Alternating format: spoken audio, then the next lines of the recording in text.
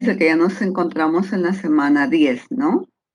No sé si alguien puede activar su audio y me comenta, por favor, si está viendo la pantalla. Sí se ve, profesora. Muchas gracias.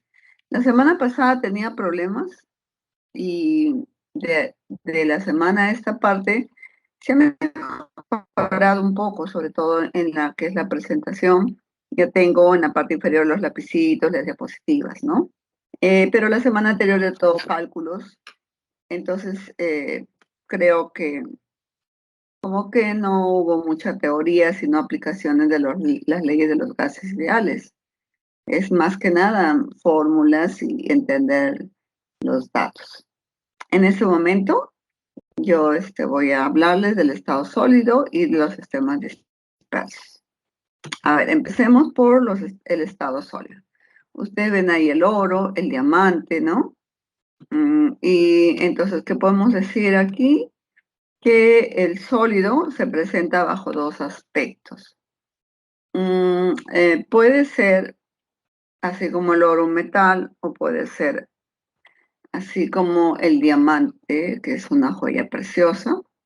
Entonces, aquí lo más importante de todo es que tenemos que resaltar aquí, lo más importante es lo que dice en la primera línea.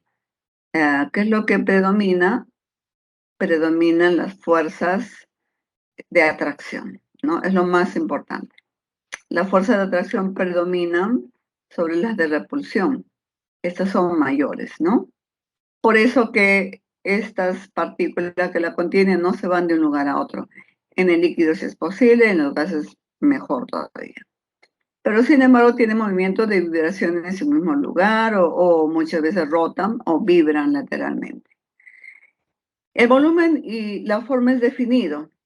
Entonces ellos como tienen forma definida, volumen definido, no se pueden comprimir. Los que sí se pueden comprimir son los gases, ¿no? Porque hay espacios entre una y otra partícula. En el estado sólido vamos a notar hay dos tipos de sólidos que existen. Por ejemplo, tú miras la luna de tu ventana y tú dices, el vidrio es un sólido, claro, pero es un sólido amorfo. ¿Qué es un sólido amorfo? Un sólido amorfo es aquel que tiene un ordenamiento de corto alcance, como lo que estás viendo aquí en el cuadro, de las partículas que las constituyen. O sea, ¿qué quiere decir? Que aquí en este recuadro que nosotros podemos anotar aquí, ¿no? Están viendo la flecha. Entonces, en este espacio, este es un orden de corto alcance. Eso quiere decir que no es todo perfecto, ¿no? Y tenemos como ejemplo la botella de plástico, la madera, el caucho y el vidrio. Son sólidos amorfos. Un sólido amorfo es aquel que las partículas tienen orden, pero de corto alcance, de corto alcance. Entonces, lo que vamos a decir es que estas partículas, al tener un orden de corto alcance, no tienen propiedades definidas como el punto de acción, punto de, por ejemplo, temperaturas importantes como que sí tienen los sólidos cristalinos. Ay, perdón. Tengo un problema con el internet, se está cruzando mucho. ¿Me están escuchando? Perdón. ¿Me están escuchando, por favor? Sí se escucha, Hola. profesora. Sí, es que el internet que tengo, voy a detener, creo que el internet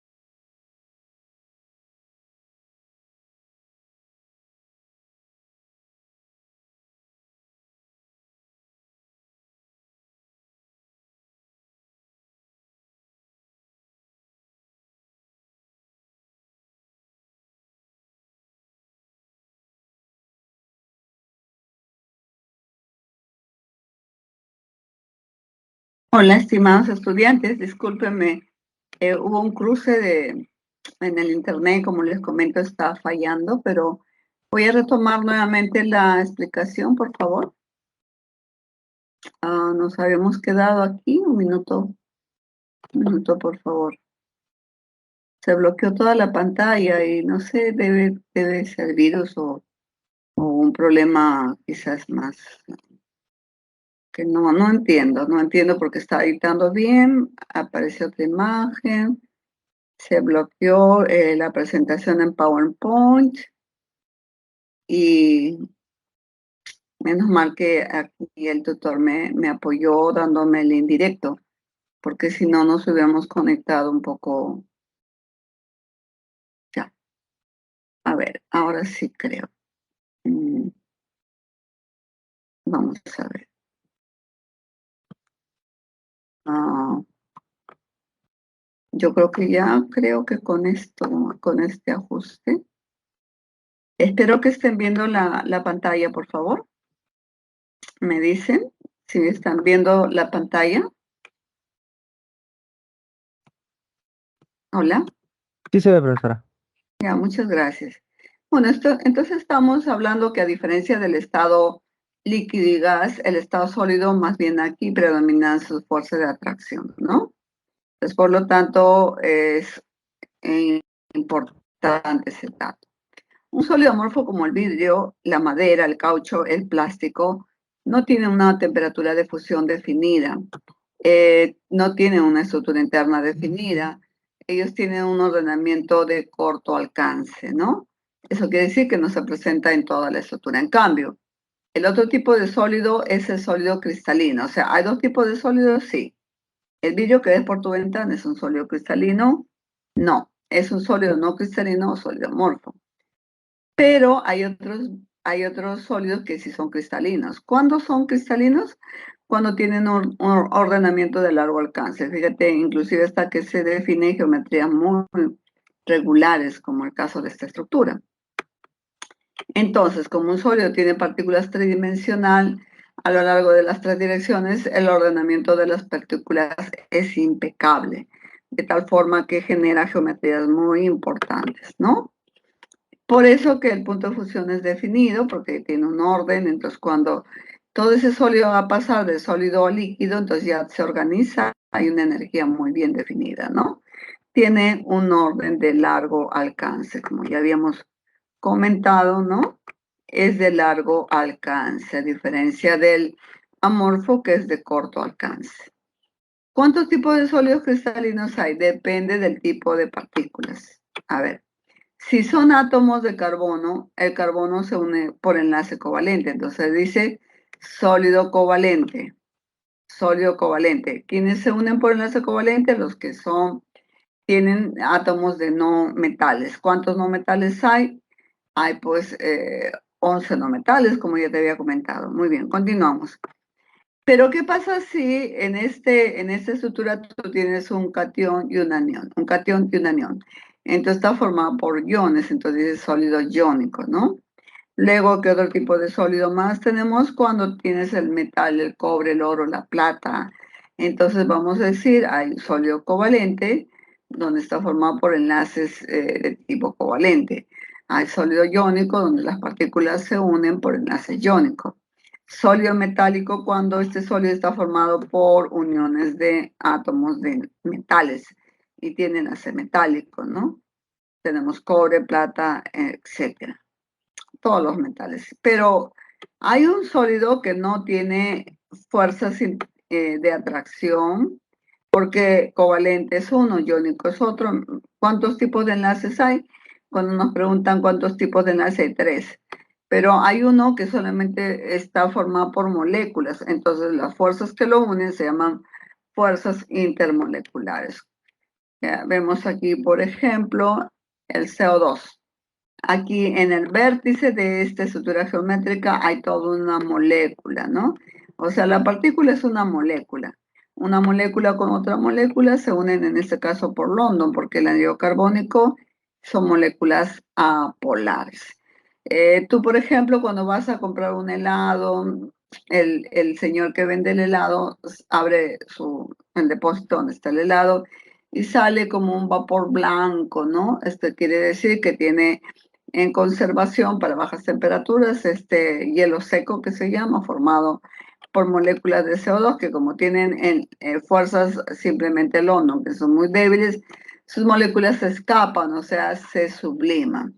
Los sólidos moleculares que solamente son uniones de fuerzas intermoleculares de moléculas que están en la estructura, tienen bajos puntos de fusión, bajos puntos de ebullición, se subliman con facilidad porque las fuerzas de atracción no son muy altas, como en los sólidos covalentes, iónicos o metálicos.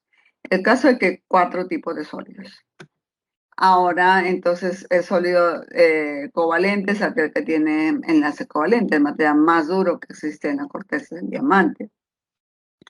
Y como todos los que unen no metales, son malos conductores del calor y la electricidad, pero sus puntos de fusión son muy elevados porque el enlace covalente, para que se una un átomo con otro, comparten electrones, ¿no? Muy bien. Los sólidos iónicos, como la blenda, como el cloruro de sodio, por ejemplo, ellos son duros y quebradizos. Eso ya lo habíamos explicado en la clase, ¿no? Porque cuando probablemente se quiebra por aquí, entonces se deslocalizan estos átomos, encuentran iguales, entonces esos se repelen y luego generan ruptura de la estructura, por eso son frágiles, ¿no? Ellos son malos del calor de la electricidad cuando están sólidos, ¿no? Ya hemos dicho. Pero cuando esto se les pasa a la fase líquida, sí pueden conducir la corriente. Ellos pueden conducir la corriente cuando están fundidos, cuando están en solución, pero el caso es que ya no son sólidos. Tienen puntos de fusión elevados. Forman compuestos iónicos. Los sólidos metálicos como el cobre, el oro, la plata, cuando tú lo golpeas, tienes por ejemplo el oro, lo golpeas, se vuelven planos, es maleable. O tienes la plata, puedes estirar una bolita de plata, puedes estirar en hilos, ¿no? Son dúctiles. Ellos sí son buenos conductores de calor y la electricidad cuando están en el estado sólido, porque aquí en la superficie tienen electrones. Esos electrones entonces se alinean y forman también el brillo metálico y también son como puentes para que la corriente eléctrica pase. Por eso son buenos conductores de calor y la electricidad, por lo mismo que esa es la causa del mar de electrones libres que está dentro de esa estructura para lo que se define el enlace metálico, ¿no? Los sólidos moleculares, por lo contrario, y tú ves este hielo seco, que es de dióxido de carbono, las moléculas están independientemente atraídas por fuerzas intermoleculares. Entonces, esos son blandos, no son buenos, son malos conductores de calor y la electricidad, tienen puntos de fusión bastante bajos. Por ejemplo, el hielo, que es un sólido molecular, su punto de fusión es 0 grados, ¿no? 0 grados es el punto de fusión del hielo. A ver, por ejemplo, aquí vamos a resolver una pregunta. Lo voy a poner con lápiz rojo, espero que no falle la aplicación. Ya. La alita, fíjate qué cosa es. Metal del 1A, no metal del 6A. La florita, metal del 2A, no metal del 7A. ¿Qué son? Covalentes no, son iónicos. Habíamos dicho en la clase de enlace de la semana 5. Los del 1A con 7A, los del 2A con el 7A, los del 1A con 6A, los del 2A con el 6A, ellos tienen definitivamente enlace iónico, porque el metal pierde electrones, el no metal gana, forma cationes y aniones que se atraen fuertemente. El vidrio y el plástico son ejemplos de sólidos amorfos, sí. Vidrio, plástico, caucho, madera, ¿no? El oro, la plata y el cobre son sólidos moleculares. No. Estos no tienen moléculas. Estos tienen átomos de metales, por lo tanto son sólidos metálicos. Entonces, ya tenemos la respuesta. Tendríamos falso, verdadero, falso, falso, verdadero, falso, la clave la D, ¿no? Como para repasar. Ya, ahora sí. Una vez que tenemos esto ya, ahora vamos a hablar de mezclas. Las mezclas pueden tener dos componentes. Un componente que está en menor proporción que se llama, en este caso, componente disperso, ¿no? El que está en menor proporción se llama el componente disperso, la fase dispersa. Ya, y quien está en mayor proporción es la fase dispersante. Entonces, si esta fase dispersa tiene tamaños mayores que el micrómetro, es una suspensión. ¿Qué es una suspensión? Alguna vez tú has comprado en la farmacia un jarabe, ¿no? Y te dice un medicamento, dice agitar antes de tomar. Porque cuando tú le agregas un líquido, o ese ya viene con su líquido, en el fondo partículas sólidas precipitan, entonces tienes que homogenizar. Entonces ahí estas partículas de la fase dispersa son grandes, por eso es que se sedimentan y se pueden separar por filtración. Pero ¿qué pasa si este tamaño es pequeño? Si este tamaño es menor a 1 nanómetro, fíjate, es más chiquito, ¿no? Entonces tú no puedes ver. Y como no puedes ver, tú le llamas solución. O mezcla homogénea. Cuando es una mezcla homogénea, cuando es una solución, pues cuando lo que tus ojos ven es una sola fase, una masa homogénea. No se puede ver dónde está el componente disperso ni dónde está el componente dispersante, ¿no? Pero ¿qué ocurre cuando el tamaño es intermedio? Cuando el tamaño es intermedio, o sea, son menores que el micrómetro, ¿no? Menores que ese micrómetro, pero mayores que el nanómetro. Estos se llaman coloides. Coloides, sí. Los coloides son sistemas que son más grandes, en la fase dispersa es más grande que la solución o más homogénea, pero son más pequeños que la suspensión o que es una mezcla heterogénea, porque en una suspensión tú ves dos fases, la fase de partículas gruesas y la fase de las soluciones, ¿no? Entonces, cuando nosotros queremos expresar esta parte, decimos, sistema disperso son mezcla de dos o más sustancias que están diseminadas en forma de pequeñas partículas en el interior de otra sustancia. La fase dispersante o discontinua, la fase dispersa o discontinua es la que está en menor proporción, la que define el tipo vamos a decir, hasta cierto punto, el tamaño de esta fase dispersa pues, define si es una suspensión, si es una solución o si es un coloide. Y lo que está en mayor cantidad viene a ser la fase continua o dispersante, ¿ok? Ahí tenemos pues menor proporción se dispersa y la continua es la que está en mayor proporción, es el medio por donde se va a dispersar justamente la fase dispersa. Ya, vamos a ver. ¿Cómo se clasifican los sistemas dispersos? Bueno, ahí está. El más chiquito, menor de 1 nanómetro, solución. Son sistemas homogéneos. Entre mayores al nanómetro, pero menores al micrómetro, entonces son los coloides, son sistemas subheterogéneos. Y los que sí definitivamente se nota que son sistemas heterogéneos son la suspensión, porque en la suspensión el tamaño de la partícula es mayor de una micra.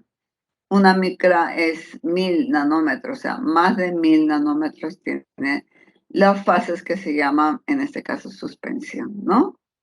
Bueno, entonces ahí distinguimos. Ya, vamos a ver ahora. Pero el tema central del día de hoy es la solución.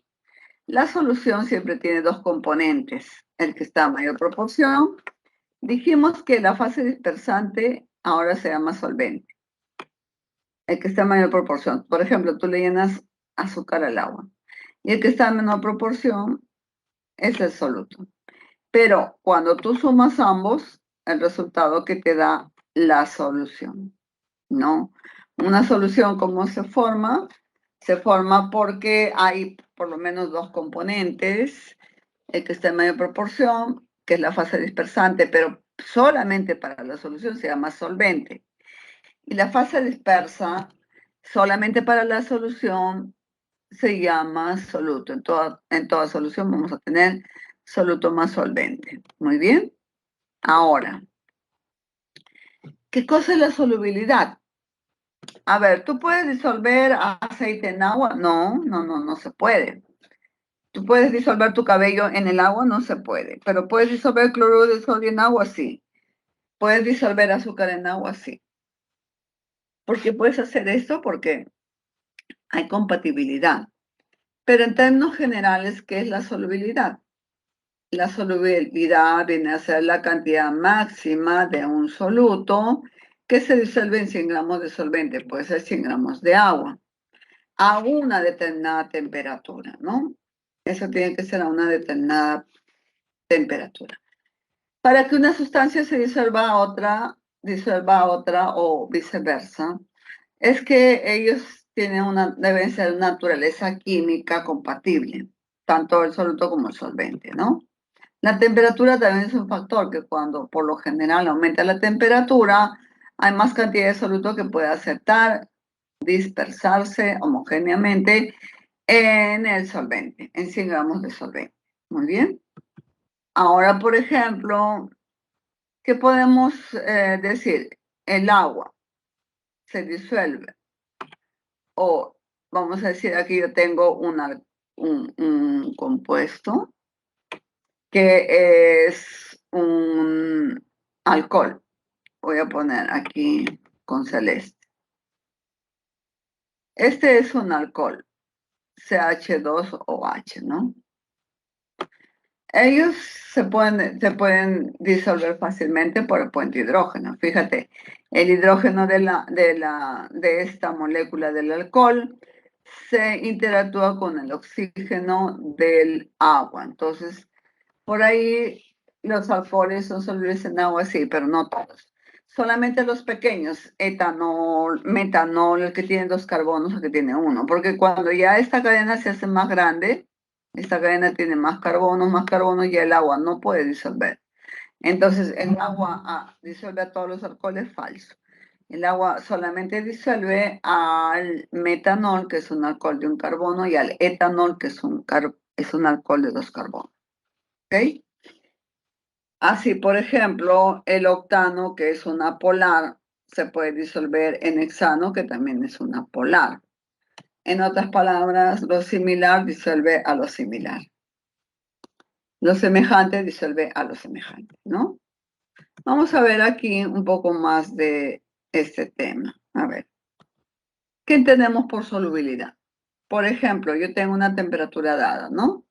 La sustancia A esto significa que son gramos de A que lo contiene como máximo en 100 mililitros de agua, por ejemplo. Y la sustancia B. Entonces, si a mí me preguntan quién tiene más solubilidad, yo digo la sustancia B porque para el mismo volumen de agua te acepta más soluto. Entonces, probablemente que la sustancia B es más compatible químicamente con el agua, ¿no?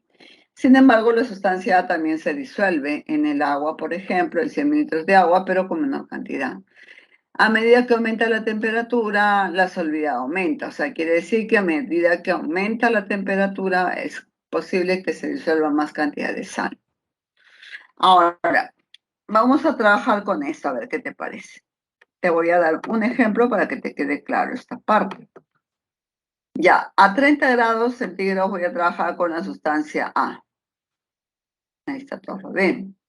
Entonces, la sustancia A dice que a 30 grados necesita 5,5 gramos en 100 mililitros de agua. Pero en estos vasos yo tengo 200 mililitros de agua.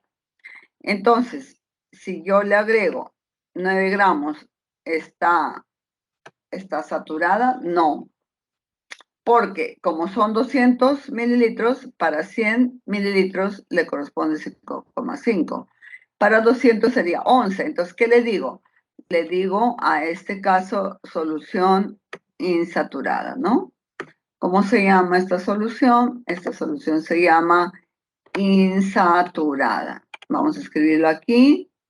Entonces, eso que estamos escribiendo aquí se llama solución insaturada. ¿Cuándo una solución es insaturada? Cuando tú trabajas con los datos de la solubilidad. Esos datos, todas las sustancias tienen solubilidades diferentes.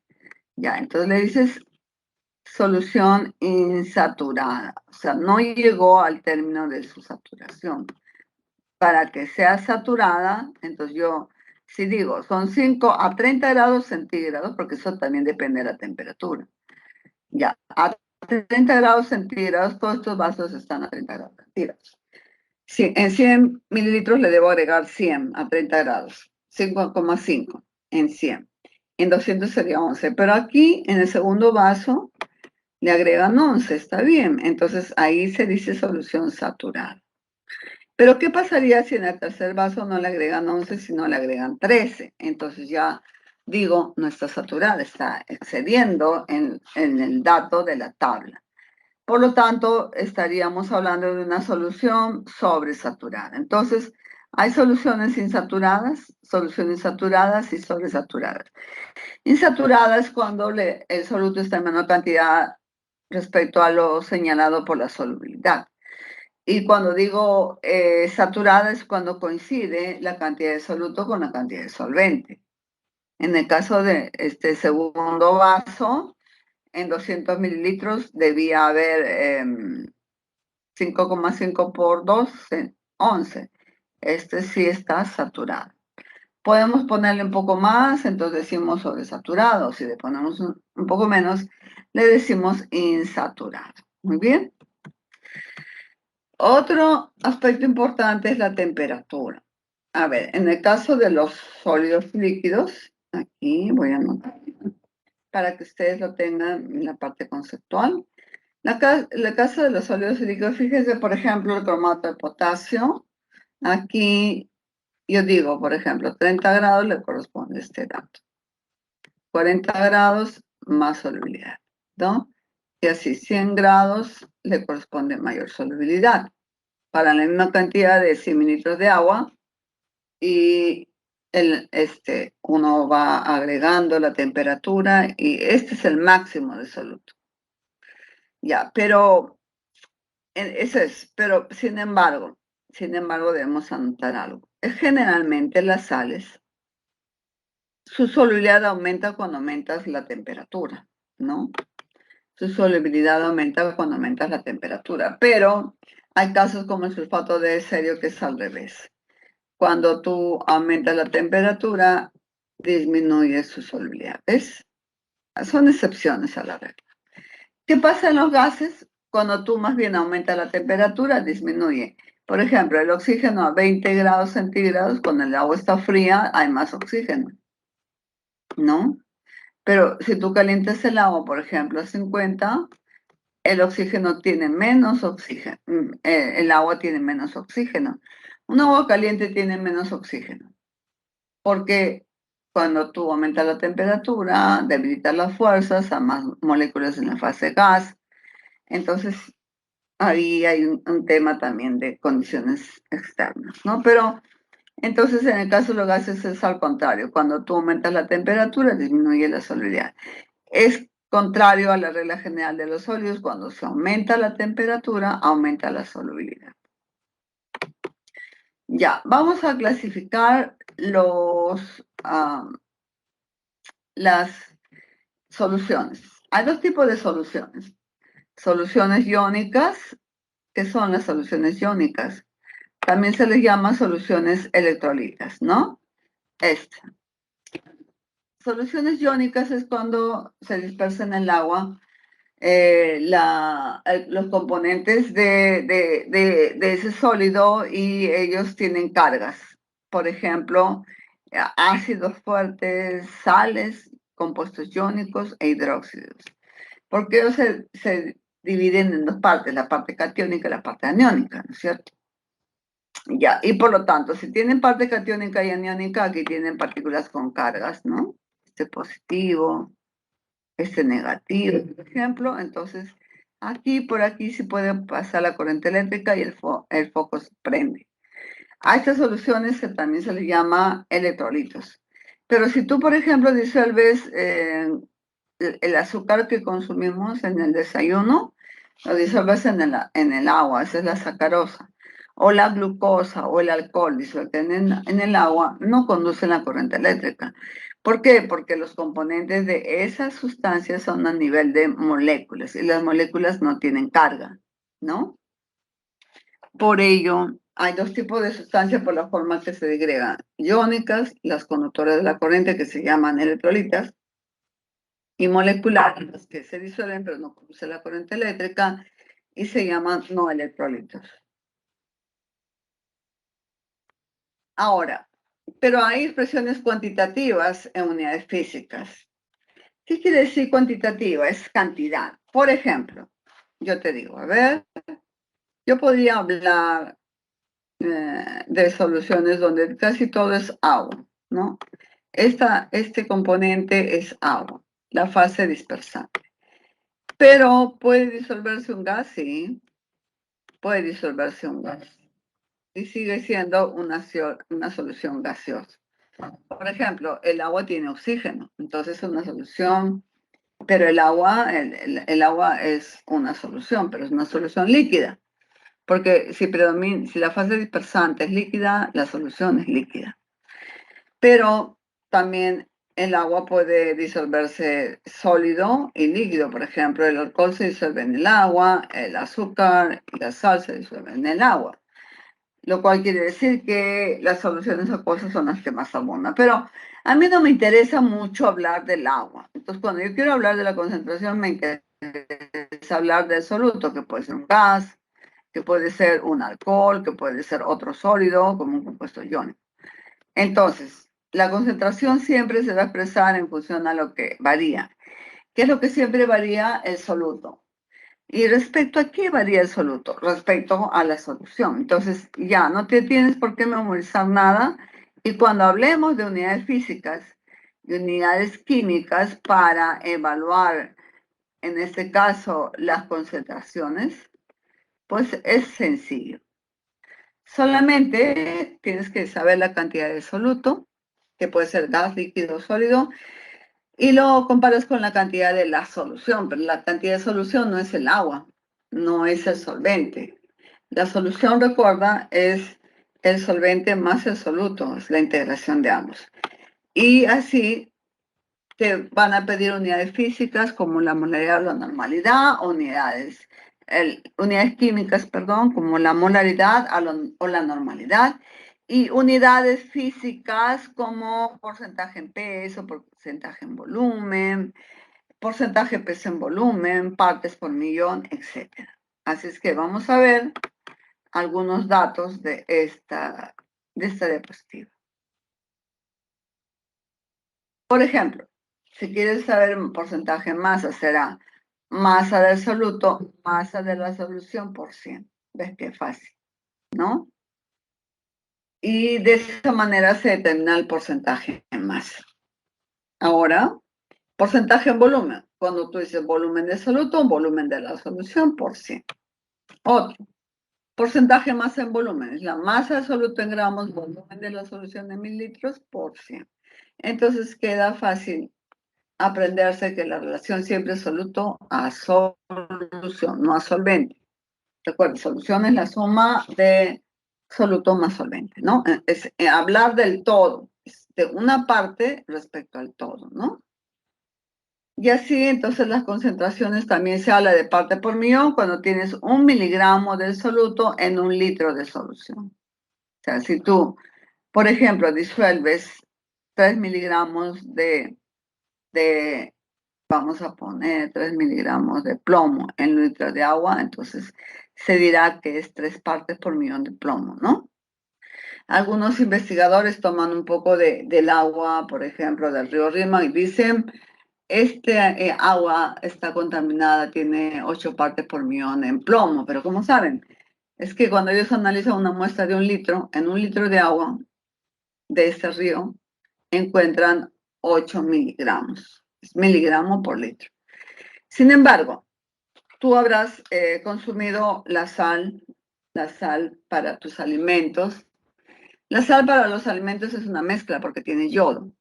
Entonces, en el sobre dice, son 2 partes por millón de yodo, por decir, ¿no? Pero esas 2 partes por millón serían 2 miligramos por kilo.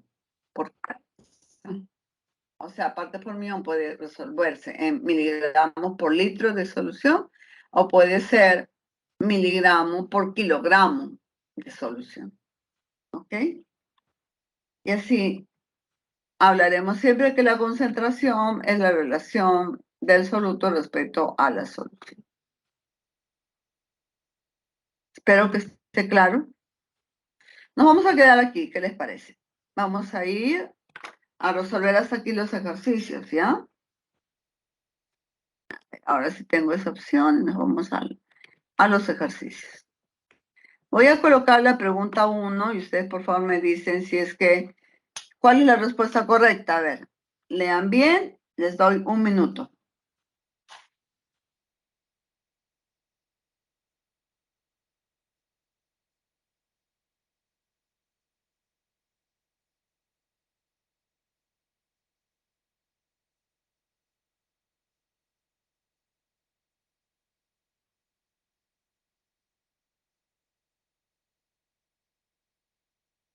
¿Ya tienen la respuesta?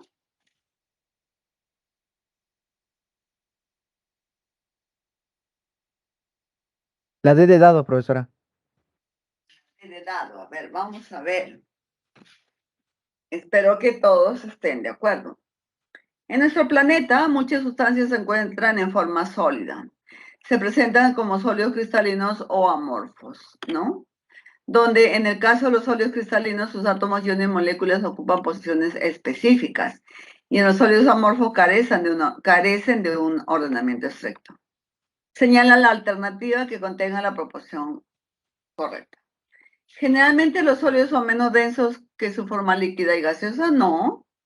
Por lo mismo que las fuerzas de atracción son más intensas, los sólidos tienen por lo general mayor densidad que líquidos y gases. Sin embargo, el caso del agua es un caso especial porque en el agua, las moléculas del agua, que son sólidos cristalinos moleculares, su fuerza de atracción son puente hidrógeno. Están tan unidas que, por ejemplo, un litro de agua tiene una densidad de 1 gramo por mililitro, ¿no? Pero si yo tengo 1 litro de agua en estado sólido, el volumen va a disminuir. Si la densidad de masa entre volumen, entonces si el volumen es mayor, la densidad del agua en el estado sólido es menor. Es una excepción por los puentes de hidrógeno. Ahí tienes. En el estado sólido predominan las fuerzas de repulsión y son incomprensibles. Eso es en el estado gaseoso. En el estado sólido es contrario.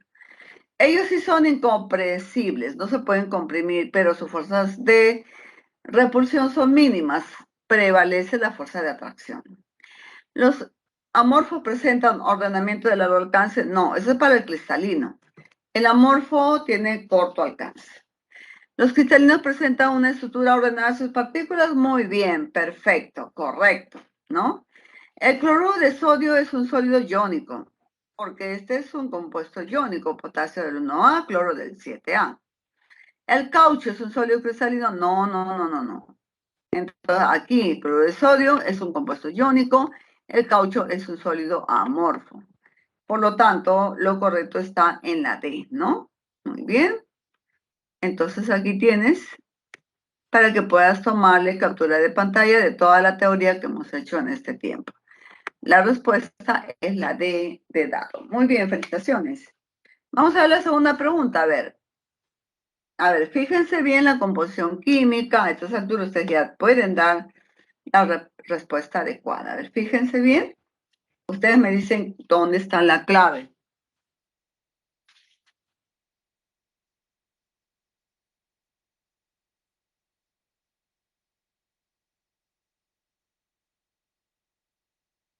Aquí ya hay que saber un poquito de química y enlaces y lo que ya les he explicado, pues, ¿no?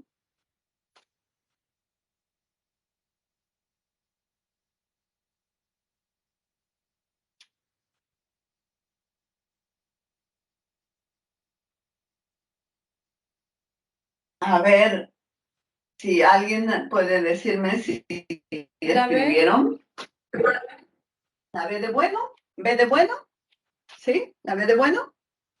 La E. Sí. La E. A ver, pónganse de acuerdo. ¿La B de bueno o la E de elefante? ¿Qué dicen? E de enano. E de enano. Claro, también puede ser E de enano. Muy bien. A ver. por favor, concéntrense aquí.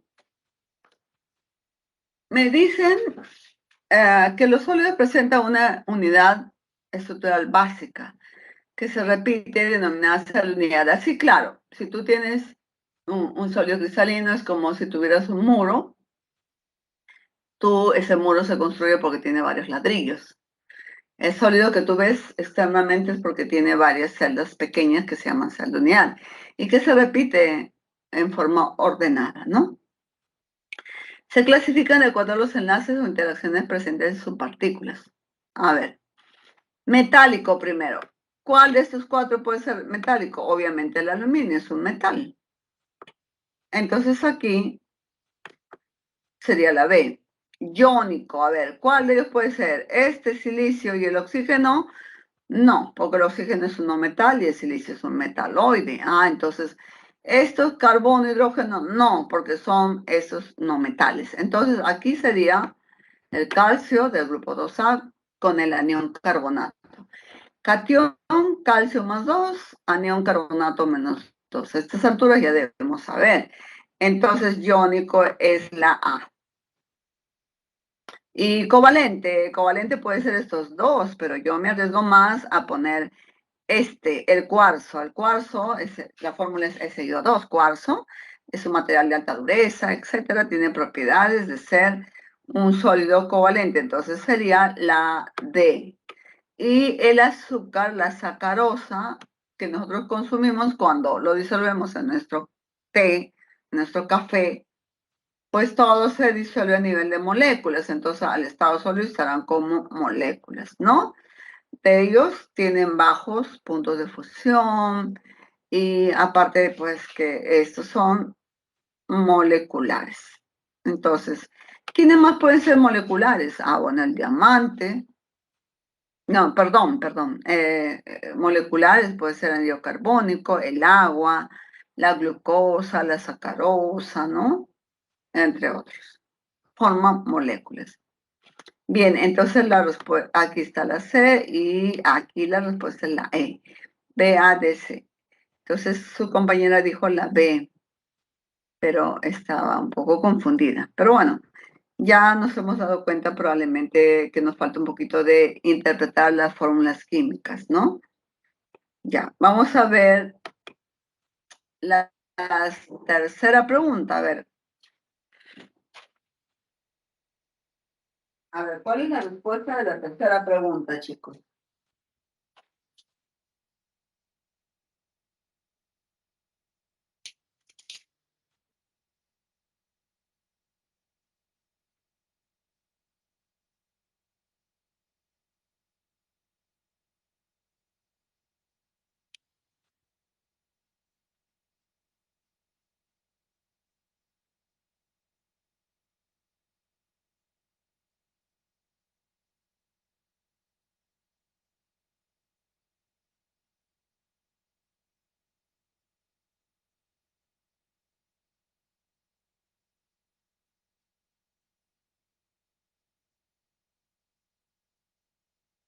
¿Ya?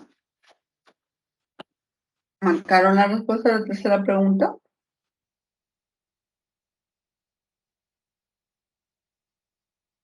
La D de dado, profesora. A ver, vamos a ver. Qué bueno que estén contestando, chat. Ya, a ver, nos dice. Una dispersión.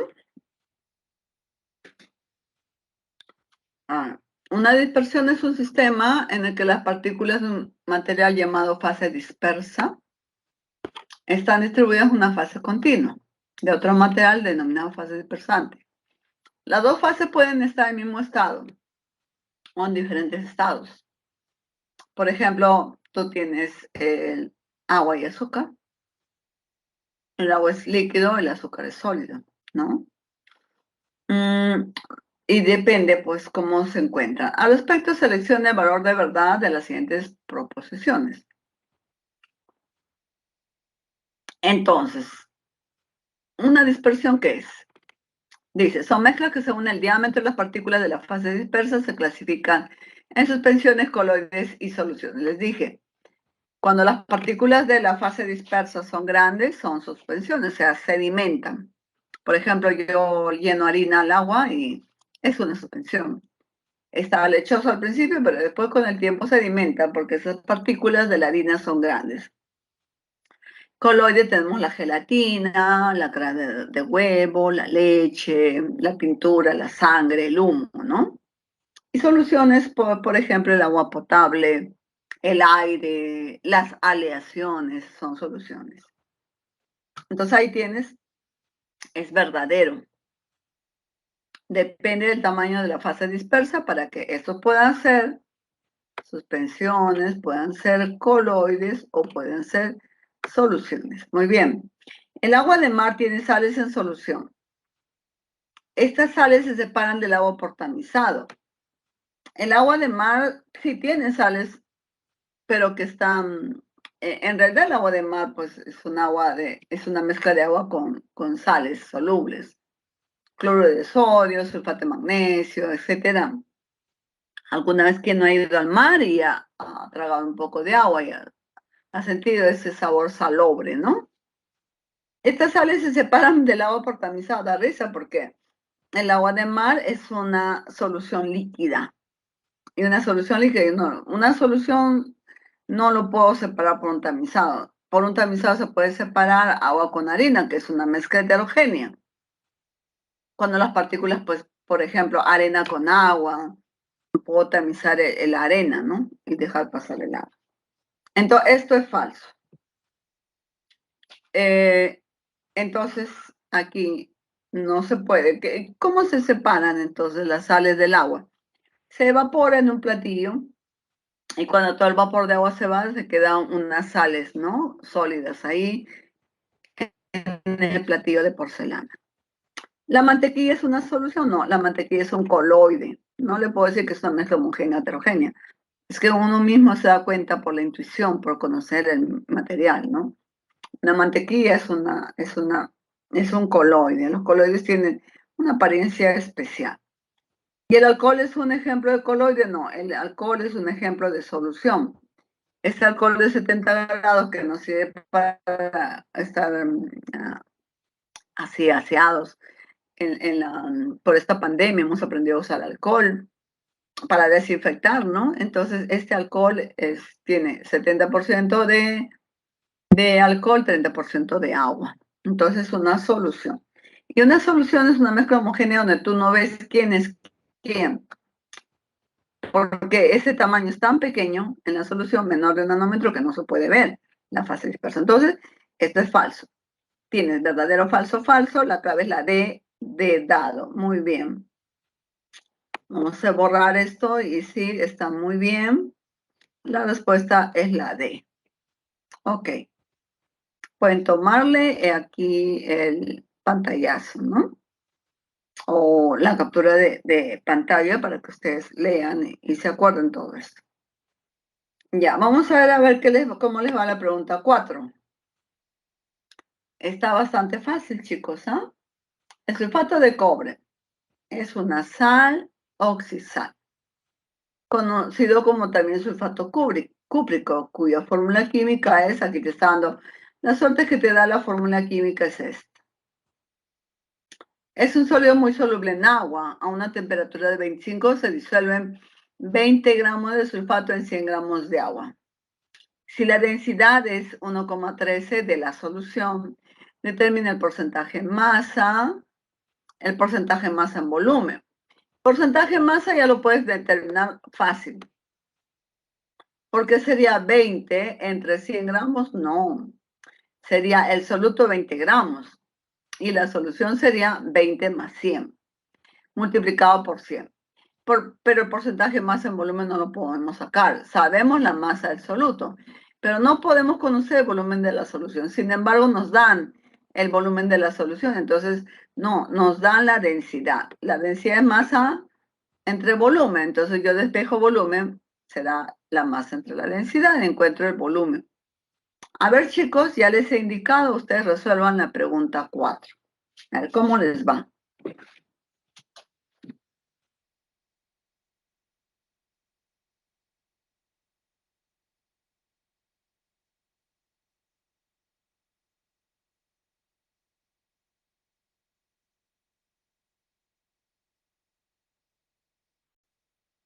minuto les doy, ¿ya? Un minuto.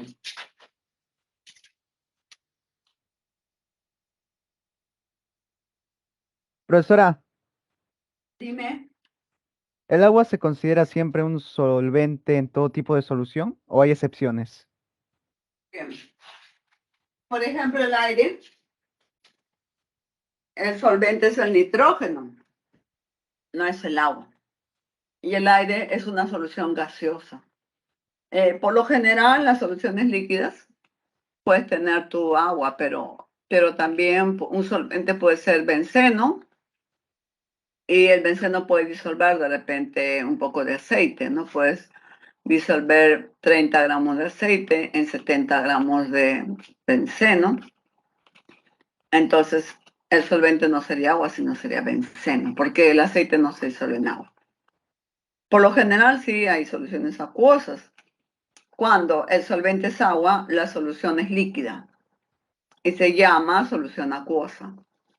Pero si tú tienes, por ejemplo, el oro de 18 quilates, entonces el oro está en 75% y el cobre o la plata o el níquel están en un 25%. Entonces, eso quiere decir el oro de 18 quilates.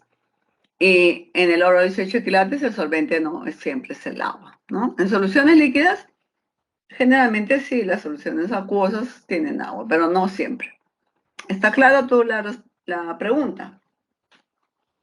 Sí, profesora, pero para que sea una solución siempre debe haber un solvente, pero puede haber más solutos, ¿o no? Por supuesto, yo puedo tener, por ejemplo, en un litro de agua, puedo tener 2 gramos de alcohol, 5 gramos de azúcar, 3 gramos de sal, y sí, puede haber varios solutos. Y si yo disuelvo en 100 gramos de agua, 1 gramo de alcohol, 2 gramos de azúcar, 3 gramos de sal, sí, tiene 3 solutos, no hay problema. Ujú. ¿Está claro? Sí, profesora, gracias.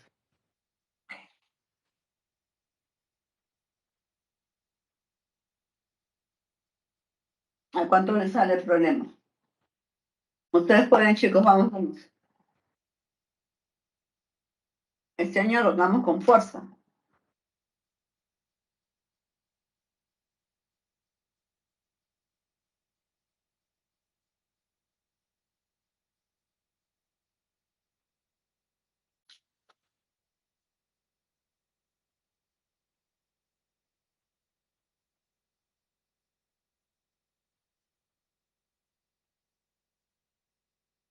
¿La E de enano, profesora? ¿Cuál dijiste? La E de enano. El enano, vamos a ver. A ver, vamos por paso, para todos. ¿Cómo se compone la solución? Con el soluto, como es unidad física, no me importa quién sea el soluto. Y aquí es solvente. 100 más 20, 120. O sea, ya tenemos la masa de la solución, la masa del soluto. El porcentaje en masa es masa del soluto entre masa de la solución, les dije. ¿Cuánto es la masa del soluto? 20. La solución 120 multiplicada por 100 es un cálculo directo. 20 entre 120 por 100, 16.666. Entonces, redondeado, 16,67. Puede ser la E o puede ser la A. Ahora, te pide masa en volumen. La masa absoluta ya lo tienes, pero no tienes el volumen. Para eso te dieron la densidad. Segundo paso. Si la densidad es masa entre volumen, el volumen es igual a la masa entre la densidad. Entonces tú, como tienes una masa de la solución de 120 y la densidad de la solución es de la solución, 1,13, entonces te sale 106.19, redondeando 106. Ahora sí, porcentaje masa en volumen sería la masa del soluto, 20 gramos, entre el volumen de la solución, que es 106 multiplicado por 100. Eso, entonces, la fórmula está aquí abajo, ¿no? Porcentaje masa en volumen, masa del soluto, volumen de la solución. Si la masa es en gramos, el volumen es en mililitros. No puedo juntar masa en gramos y volumen en litros, por si acaso, ¿no? Entonces, reemplazando, tenemos 20 entre 106 por 100, nos sale 18.87. Muy bien. La clave sería la E. Perfecto, muy bien. Estamos claros en el concepto. Podemos resolver muchos problemas. Vamos a ver a una quinta pregunta, a ver.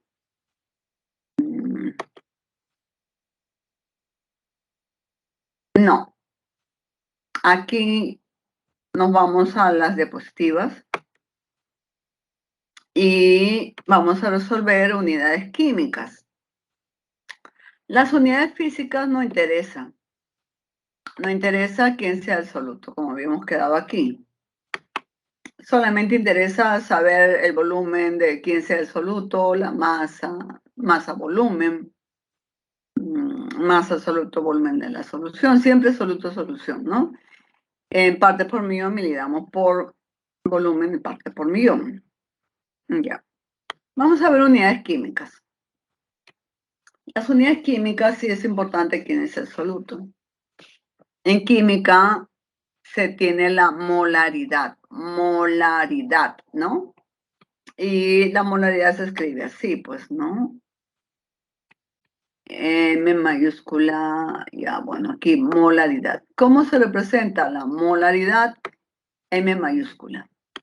La molaridad se expresa en función a moles del soluto entre el volumen de una solución, pero el volumen tiene que ser expresado en litro.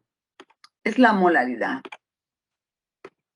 Entonces tienes aquí la masa, es moles en volumen en litro, pero ya sabes que es de soluto y volumen de la solución. Sin embargo, también tú puedes decir que las moles, ¿cómo se llaman? Dividiendo una masa cualquiera entre la masa molar. Entonces la molaridad también podría ser, pues, la molaridad sería la masa del soluto, masa molar entre volumen. Si no me dan los moles de soluto y me dan la masa del soluto, yo lo divido entre la masa molar y tengo las moles de soluto. Otra unidad importante es la normalidad. La normalidad se representa por N mayúscula. Y esta normalidad nos expresa el número de equivalentes del soluto entre el volumen de la solución.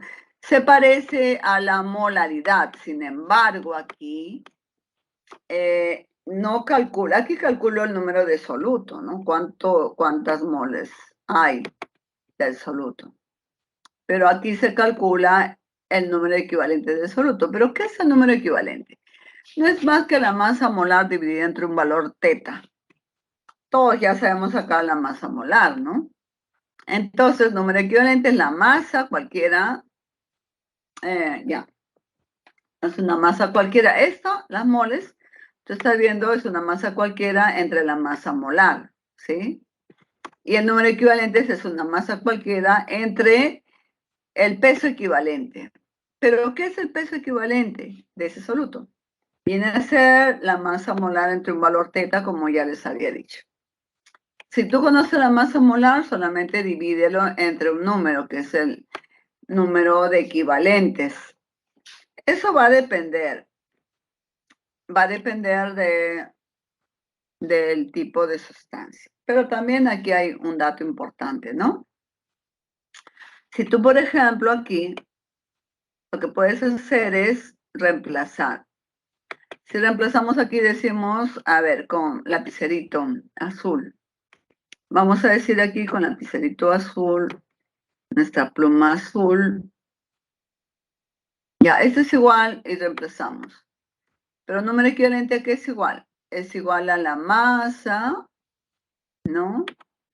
Sobre el peso equivalente, pero el peso equivalente es igual a la masa molar sobre teta, ¿no?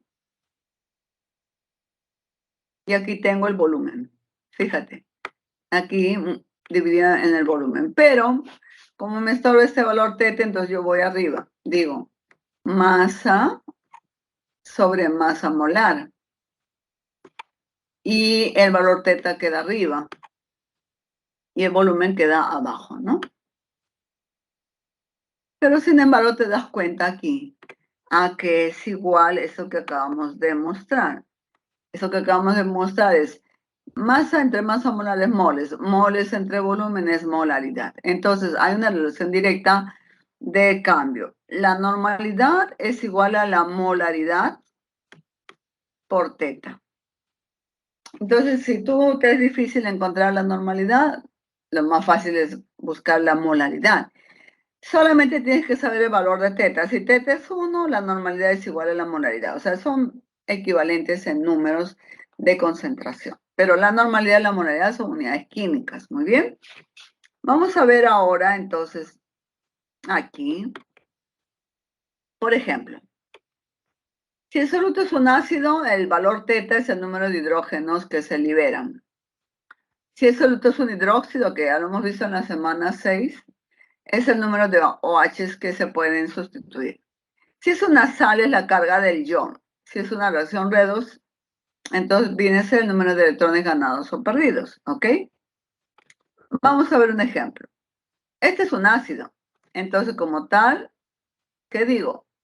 En este caso, teta es 1, porque este ácido tiene un solo hidrógeno. Muy bien. Aquí es una base, pero tiene un solo OH.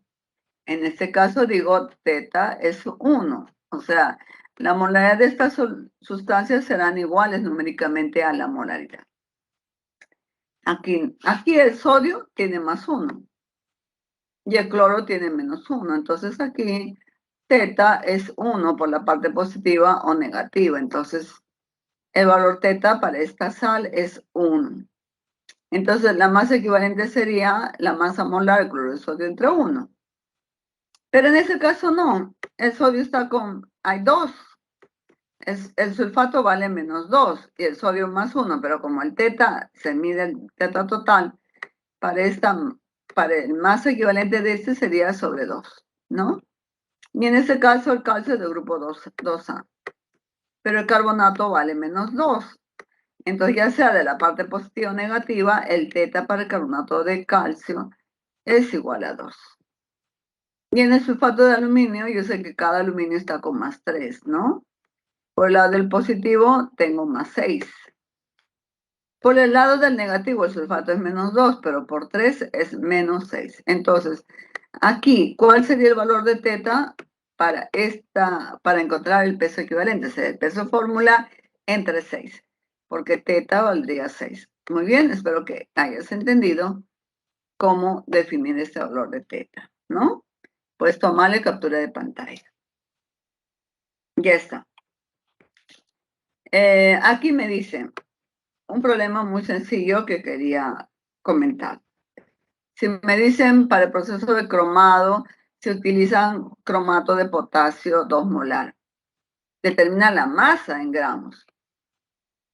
Para preparar 4 litros me da un volumen. Me da la masa molar. Yo sé, la moneda es moles entre volumen, pero las moles es igual a la masa entre la masa molar, ¿no? Las moles equivale a decir masa entre masa molar. Y yo tengo aquí molaridad.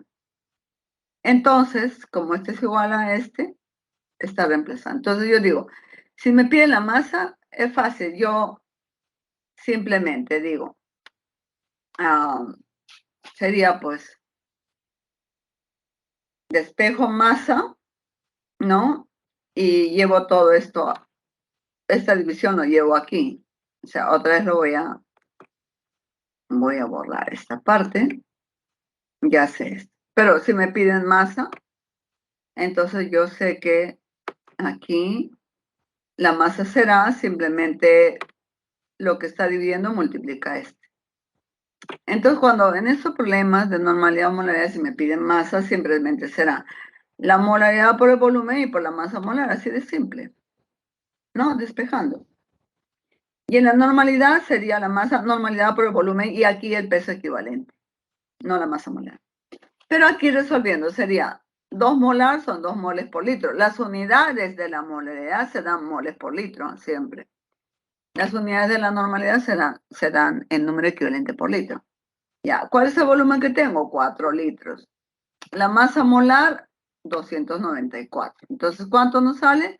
2.352 gramos.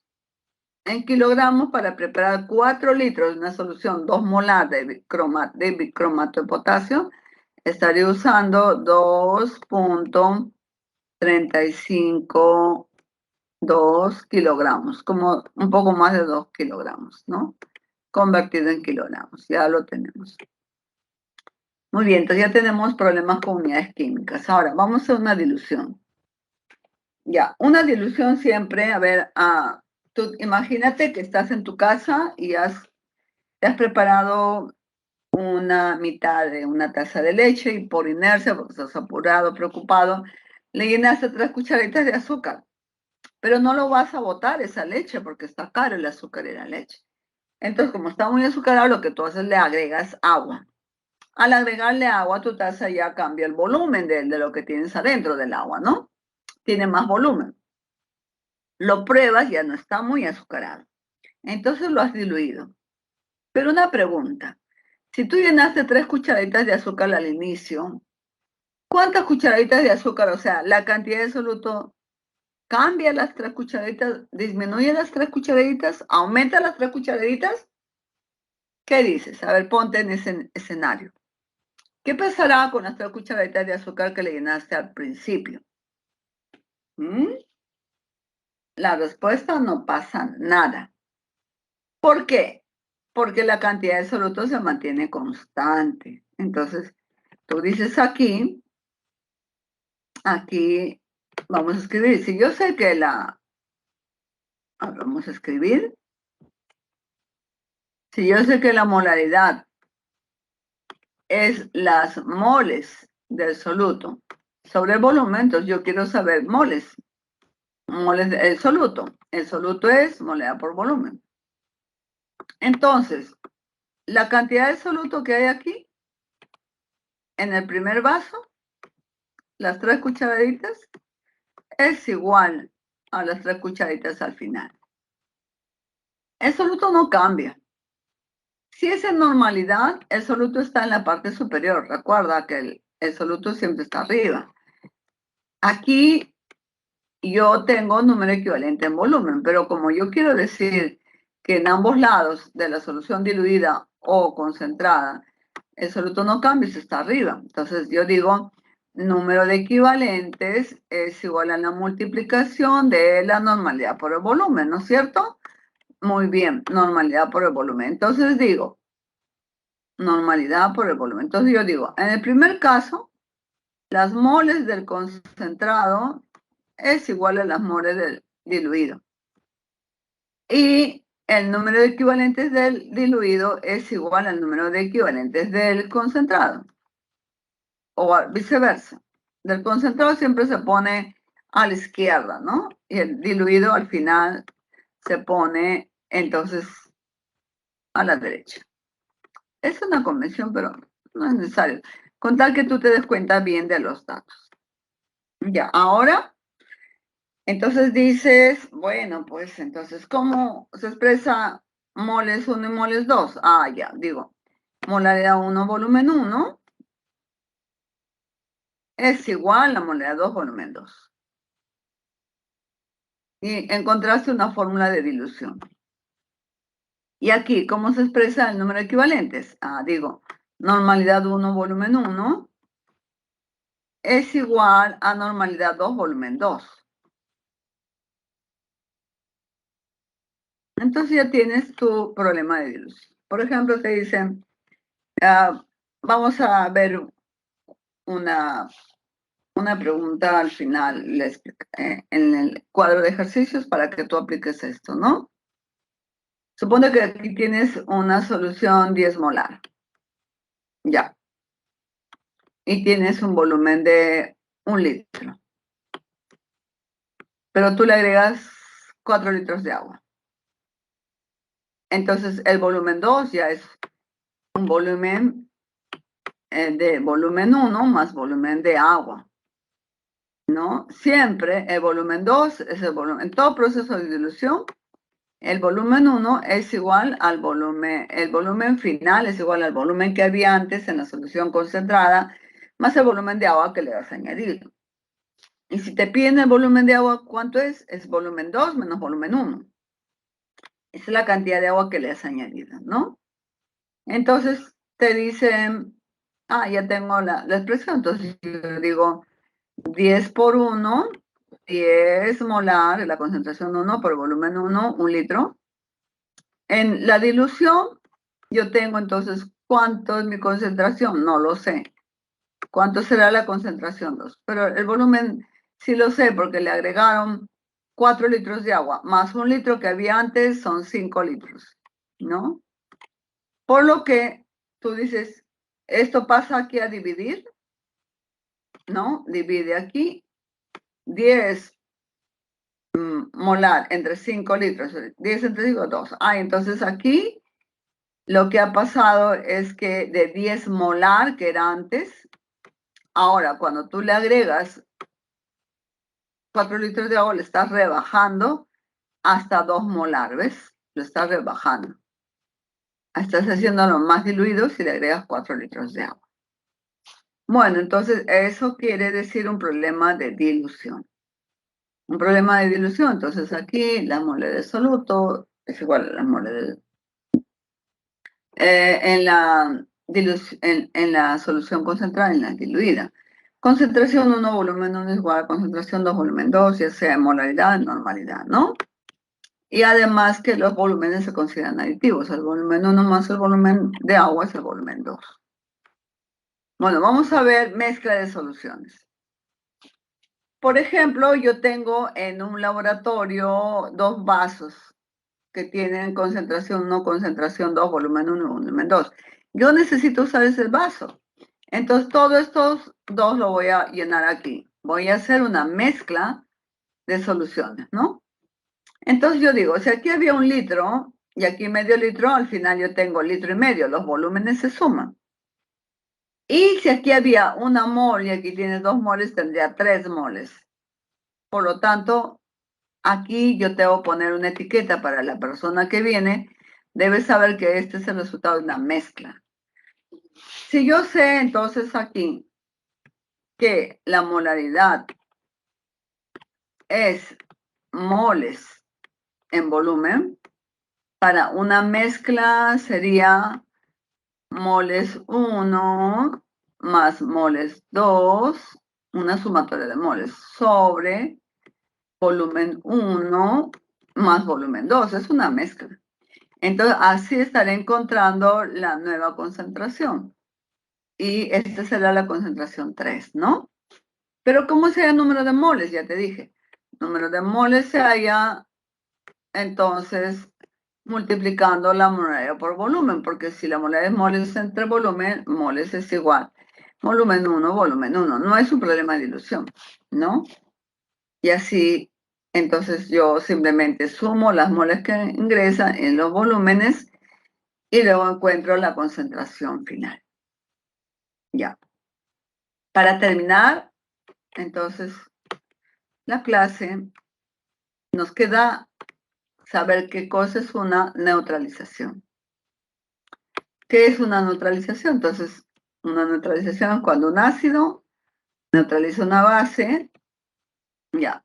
A ver, para que te quede claro. Este es moles 1. La concentración por el volumen, que puede ser normalidad o molaridad, es unos moles 3. Moles para moles 2. Para moles 3 también la misma expresión, pero esa es la concentración 3, es el nuevo, la incógnita. Pero volumen 3 ya lo conozco porque se suman los volúmenes porque me van a dar los volúmenes de ambos recipientes, de la solución de ambos recipientes. Muy bien, y vamos a pasar aquí a hacer entonces los ácidos. Los ácidos tienen varias teorías. La teoría de Arrhenius, ¿qué dice la teoría de Arrhenius? Pues la teoría de Arrhenius fue la primera teoría que definió el ácido. Bien, esa es la sustancia que libera protones en agua. O sea, que yo tengo un ácido clorhídrico en agua, me libera protones. Este es el que le da el carácter ácido. Si es un ácido fuerte, este se disocia al 100%. Los ácidos fuertes son muy, muy corrosivos, o sea, que tener mucho cuidado. El ácido clorhídrico es un ácido fuerte. Las sustancias, las bases son sustancias que liberan OH. El hidróxido de sodio también es una base muy corrosiva, hay que tener mucho cuidado cuando uno trabaja con hidróxido de sodio. Cuando está en el agua, entonces libera iones OH, ¿no? Ya. La teoría de Bronsted-Lowry. Un ácido es la sustancia que dona protones. Una base es la sustancia que acepta protones. Por ejemplo, aquí yo tengo este ácido fluorhídrico con el agua. ¿Qué va a pasar? Si yo veo aquí, voy a señalar con lapicito para que veas lo que estaría ocurriendo. ¿Qué es lo que pasó? Este liberó su protón aquí. Entonces, este es un ácido. ¿Por qué? Porque dona protón. Y el que acepta es una base. Pero claro, te das cuenta que este se quedó sin el hidrógeno porque este lo donó y este aceptó el hidrógeno. Por lo tanto, es una base de Bronsted-Lowry. Ahora, entonces sabemos que este HF representa a un ácido, porque dona protón. Y este representa una base porque acepta protón. Pero en el camino ellos es como un equilibrio, forma base conjugada y ácido conjugado. Entonces si me pregunta, si este es el ácido, ¿cuál es su base conjugada? Este, porque al regresar, este va a aceptar protón. Y si esta es la base, tiene su ácido conjugado, este. Porque cuando libera, entonces este va a liberar el protón, se lo va a dar aquí a este, que es una base. Eso es como un juego contrario. Eso es simplemente para ponerte así en información. Y como hemos visto ya en enlace covalente, un ácido es una sustancia que acepta un par de electrones. Es un aceptor. Cuando hay un enlace covalente dativo, ¿no? El que acepta es el ácido y el que dona es la base. Generalmente están en reacciones ácido-base, formación de un enlace dativo coordinado. Por ejemplo, tú tienes aquí el amoníaco, tiene un par de electrones. Y aquí tienes el trifluoruro de boro, ¿no? Pero ellos se unieron. Entonces, ¿quién está dando el par de electrones? La base. El amoníaco es una base. Y el trifluoruro de boro es un ácido. Porque para que exista la unión entre el boro y el nitrógeno, el que dona el par de electrones, porque lo tiene, es el nitrógeno del amoníaco. Decimos que el amoníaco es una base porque dona su par de electrones, pero el ácido más bien es el trifluoruro de boro porque está aceptando el par de electrones para formar esta estructura compleja. Pero a nosotros nos interesa más ver el pH desde el punto de vista práctico. En la escala del pH, aquí hay un valor neutro. Es algún valor que no nos perjudica, que es neutro. El agua pura tiene un pH 7. Pero ¿qué pasaría si nosotros trabajamos con un pH 14? Uy, eso es muy corrosivo y muy peligroso, ¿no? Entonces un pH 14 es muy básico. Quiere decir que las sustancias liberan, cuanto más OH liberan, se ponen más básicos. Es muy corrosivo. Pero en el caso de los ácidos, cuando este disminuye, llega desde 7 a -1, es muy ácido, muy peligroso, ¿no? Y aquí tenemos, por ejemplo, la sangre tiene un pH de 7,3, es ligeramente básica la sangre. Y, por ejemplo, tenemos el jugo de limón, tiene un pH de 2,5, entonces tiene un pH ácido.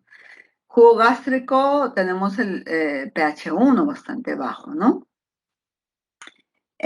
Por ejemplo, el jabón de manos tiene un pH 12, esa especie resbalosa, ¿no?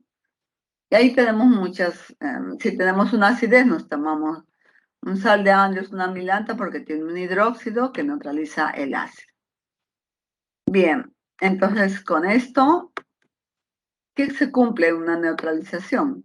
Que el número equivalente del ácido sea el número equivalente de la base, pero el número equivalente lo encontramos en la normalidad. Recuerda que no es en la molaridad. La normalidad siempre es número equivalente en volumen, pero si yo quiero despejar número equivalente, entonces aquí, pues, número equivalente es igual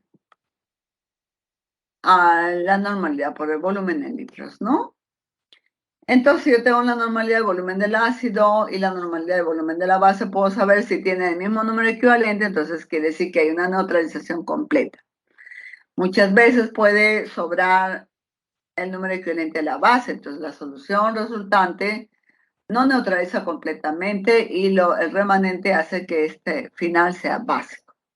O de lo contrario, sobró más números equivalentes del ácido. Entonces, la neutralización no fue completa porque te sobró un poco de números equivalentes del ácido, entonces por ahí la solución va a ser ácida, porque tiene un exceso de protones que no se neutralizaron con los OH de las bases, ¿no?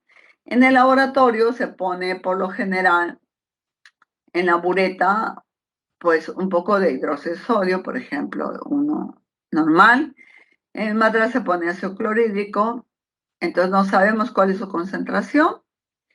Y lo que hacemos es llenar un indicador que cuando cae la última gotita aquí se vuelve fucsia. En ese momento leemos la bureta y nos dice que gastó 20 mililitros, que gastó 10 mililitros, no sé, pero que entonces yo digo, normalidad el volumen de la base, ¿cuánto fue lo que se gastó? La normalidad de la base lo conozco. El volumen del ácido yo parto con un volumen de 10 mililitros, por ejemplo, pero la normalidad o lo malea no lo conozco. Por lo tanto, este podría ser mi incógnita. Eso sirve para estandarizar, por ejemplo, las concentraciones normales o molares de los ácidos, ¿no? ¿Cómo se llama este método? Se llama titulación. Titulación para hacer neutralización. Bueno, habiendo terminado ya la clase, entonces vamos a ver todo lo que hemos avanzado y a ver, te doy un tiempo para que resuelvas el ejercicio 5. Está muy sencillo el ejercicio 5. A ver, resuélvelo.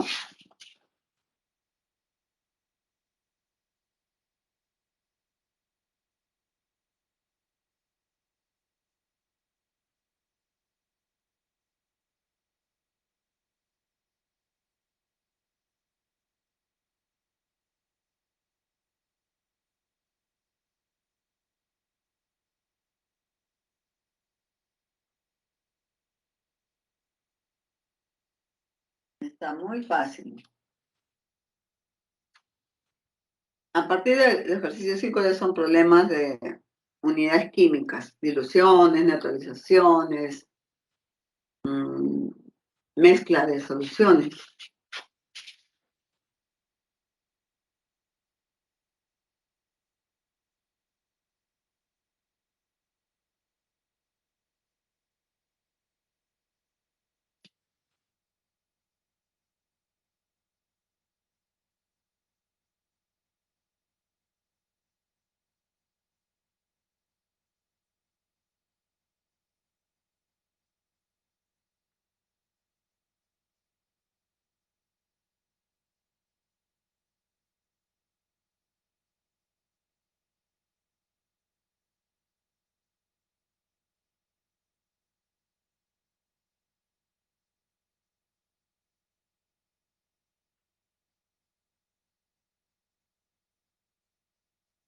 A ver, chicos, ¿La B de bueno, profesora? vamos a ver. La masa de combinación de una sustancia química es denominada masa equivalente. Para su determinación se debe conocer la masa molar y factor de reactividad, que es el valor teta. Al respecto, señala la sustancia que tenga la mayor masa equivalente. Masa equivalente será la masa molar que te dan dividido entre un valor teta, ¿no? ¿Estás seguro? ¿Ya hiciste la prueba con todos?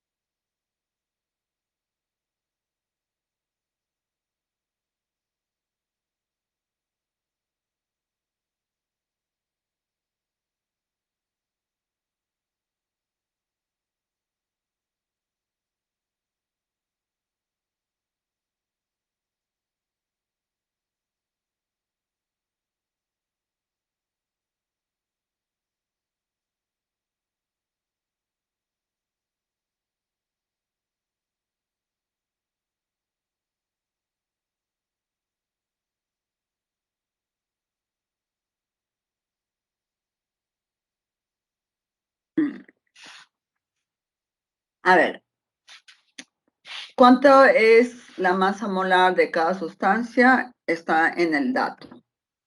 81, 180. El número equivalente del hidrógeno, primero es 1, TT es 1. El segundo, el hierro está como hierro más 2, porque el nitrato vale menos 1. Sulfato de aluminio, ya te dije que era 6. Ácido sulfúrico, ¿qué ven tus ojos? TT es 2. Hidróxido de calcio, ¿qué ven tus ojos? TT es 2. Entonces los valores de teta ya están dados. Lo único que tienes que hacer para encontrar la masa equivalente es dividir la masa molar entre el valor de teta. De este ácido de sulfato de aluminio ya te expliqué cuando te estaba hablando, ¿no? De qué significa el valor teta. Entonces, haciendo la división, efectivamente, muy bien, el dato donde está la mayor masa molar es del nitrato ferroso. Nitrato ferroso tiene 90 gramos por equivalente, se lee así. Mientras que el ácido sulfúrico tiene 49 gramos por equivalente, ¿no? Quiere decir que si yo tengo una mol de ácido sulfúrico, tengo 2 equivalentes. Una masa equivalente es 49. En 98 tengo 2 masas equivalentes. Muy bien, vamos con muy bien, felicitaciones. Vamos con la pregunta 6. A ver, eso está bien fácil, ¿no? Pan comido.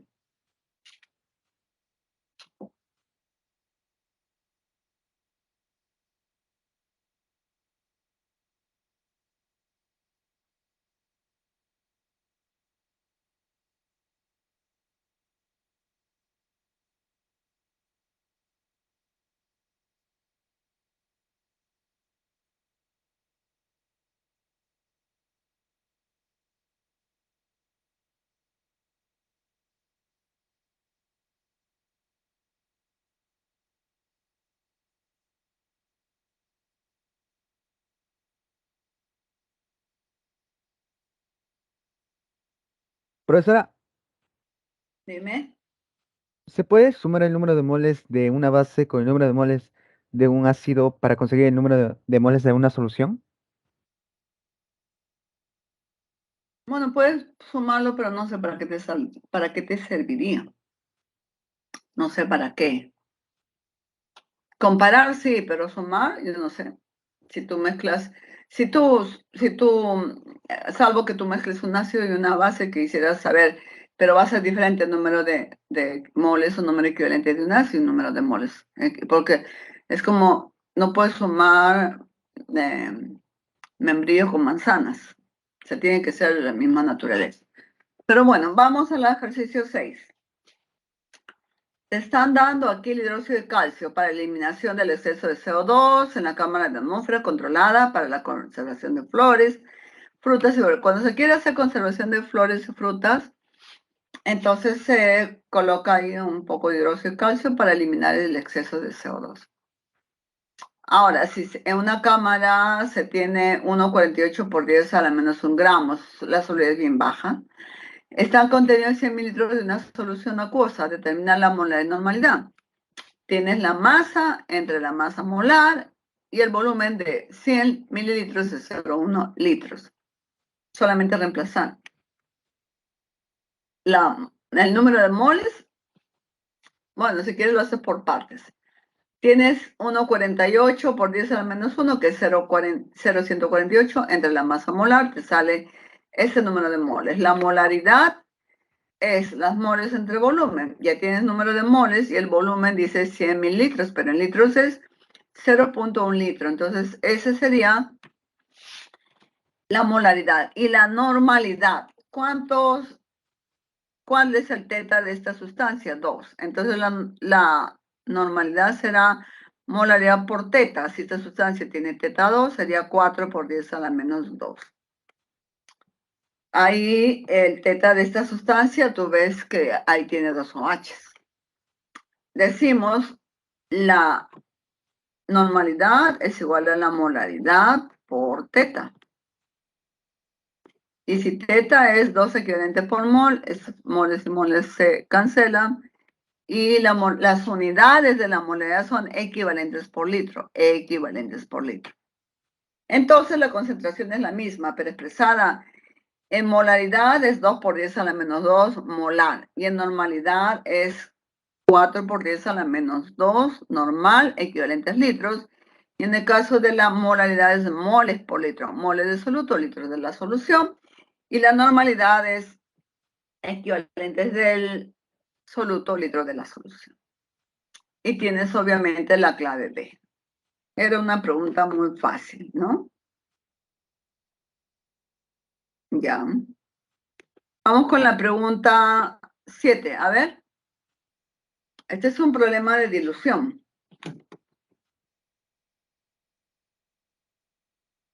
Una fiola, dice. Vamos a dibujar una fiola, a ver si me sale. Una fiola es así como un material de vidrio, tiene un cuellito largo, es de vidrio. Y esta fiola, que es de vidrio, hasta aquí dice, aquí yo tengo un volumen de 250, porque hay fiolas de 100 mililitros, de medio litro, de 250 hasta aquí. Dice que aquí se agregó 15 mililitros de este ácido aquí. Entonces, hasta aquí probablemente estuvo 15. Pero luego se añadió agua destilada. O sea, aquí se añade agua destilada. Pero tienes que añadir hasta que llegue a 250. Te pide el volumen de agua que has agregado. Eso es fácil hasta mentalmente, ¿no? Si la fiola es de 250, pues, ¿cuánto has agregado de agua? 225. Pero te pide en litros. En litros es 0.22. No, 235 sería. 235 mililitros. En litros sería 0,235. Por lo pronto puede ser la A o puede ser la C. Pero te dice que quiere que tú digas la molaridad de la solución resultante porque es una mezcla. O sea, tienes volumen 1 más volumen 2, tienes 250. Moles que había aquí sería 4, que es la moleridad por el volumen, por 15 por 10 a la menos 3 litros. Porque recuerdan, la moneda de moles por litro, y este no es compatible para que sea mililitro, tiene que ser su conversión 15 por 10 a la menos 3, un mililitro es 10 a la menos 3 litros. Y para este caso, esta concentración es de, no sabemos la concentración de la dilución, pero el volumen 2 es 250 mililitros. Volumen 1 es 15, volumen 2 es 200, porque al final la solución es 250. Pero queremos ponerle la etiqueta aquí. ¿Cuál es el resultado de esta mezcla? De esta dilución, perdón, una dilución. Se agregó 500 mililitros de ácido nítrico 4 molar y ahí se agregó agua, entonces se ha diluido. Entonces aquí tenemos nueva concentración. Es un problema de dilución, ¿no? Vamos a borrar todo. Molaridad 1, 4 molar, volumen 1, 15 mililitros, en litros 0,0. La molaridad 2 no lo sabemos, el volumen final es de la fiola, 250 o 0,25 litros. Eso ya lo sabemos. Entonces me queda simplemente la fórmula. Tenemos que el volumen de la solución final, ya les explicaba, es 250. Entonces, el volumen 2 es 250, pero volumen de agua siempre volumen 2 menos volumen 1. 250 menos 15, 235. En litros es 0,235, como ya te dije. En la dilución, tú tienes que la mola 1, volumen 1, porque aquí dice moles 1, es igual a moles 2. ¿Te acuerdas de las cucharaditas de azúcar, no? El soluto siempre es igual antes o después de la dilución, queda igual. Por lo tanto, conoces la mola 1, 4 molar, el volumen 1, 0,15 litros. Y como este te está diciendo, eso lo puedes, bueno, si ya lo pasaste en litros, lo puedes poner aquí, litros o mililitros, porque se cancela. La molaridad sería 4 por 0,015 entre 0,25. Entonces te sale 0,24. Entonces estaría en la clave A. Es un problema de dilución, ¿no? Ahí viste, un problema de dilución. Ya, bastante interesante, que es algo que se hace en el laboratorio. Vamos a ver ahora el ejercicio 8. A ver, analicen. El ejercicio 8 dice, el ácido clorhídrico es un reactivo químico líquido, transparente, tóxico, altamente corrosivo, por lo que se debe manipular con mucho cuidado, hay que ponerle guantes especiales, ¿no?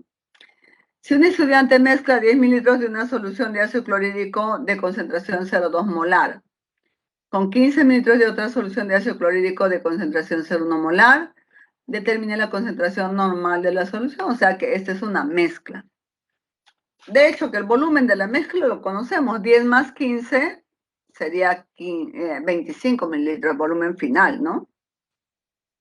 Pero lo que no sabemos cuál es la concentración final, porque sabemos la concentración del primer ácido con su volumen, del segundo ácido con su concentración. Pero debemos encontrar la concentración final. Entonces ya te dije, también te expliqué, para una mezcla de dos diluciones, aquí sería las moles de uno más las moles del otro, te dan las moles de la mezcla. Pero ¿cómo sean las moles? Molaridad es moles en volumen. Entonces, la mole será molaridad por volumen. Entonces, a ver, yo tengo aquí este volumen y esta concentración. 10 y 0,2 para este primero. Pero sería, la molaridad sería 0,2 molar, pero la concentración, 10 mililitros en litros sería 0,01 litros. O sea, aquí tengo las moles del primer recipiente. Le sumo a las moles del segundo recipiente. La concentración del segundo recipiente tiene la concentración 0,1 molar, moles por litro. Un volumen dice de 15 mililitros, pero lo convierto en litros, porque para cancelar litros con litros. Si no, no puedo cancelar, ¿no? Entonces, pero aquí, para la moles 3, quedaría molaridad por volumen. El volumen final sí lo conozco. Sumar el volumen 1 y el volumen 2. Pero no conozco esta concentración. O sea que este 0,025 divide a esta al extremo izquierdo y encuentras que la concentración es 0,14. O sea, lo que si tú mezclaste un recipiente más grande, 10 mililitros de ácido clorhídrico 0,2 molar, con 15 mililitros de ácido clorhídrico 0,1 molar, entonces en ese nuevo recipiente que has puesto las mezclas debes poner obligatoriamente la etiqueta 0,14 molar. Porque si no, las personas que usan ese reactivo en el laboratorio no sabrían pues qué mezcla ha resultado. Hay que ser responsables, ¿no? Entonces la respuesta de esta pregunta, pero me pide normal, me dice la concentración normal. Como el ácido clorhídrico tiene un valor de teta 1, aquí ves tus ojos, tiene un solo hidrógeno, entonces el valor de la molaridad es igual a la normalidad, ¿no? Porque dices molaridad por teta, 0,14 mol por litro, por el teta es un equivalente por mol, porque tiene un solo hidrógeno.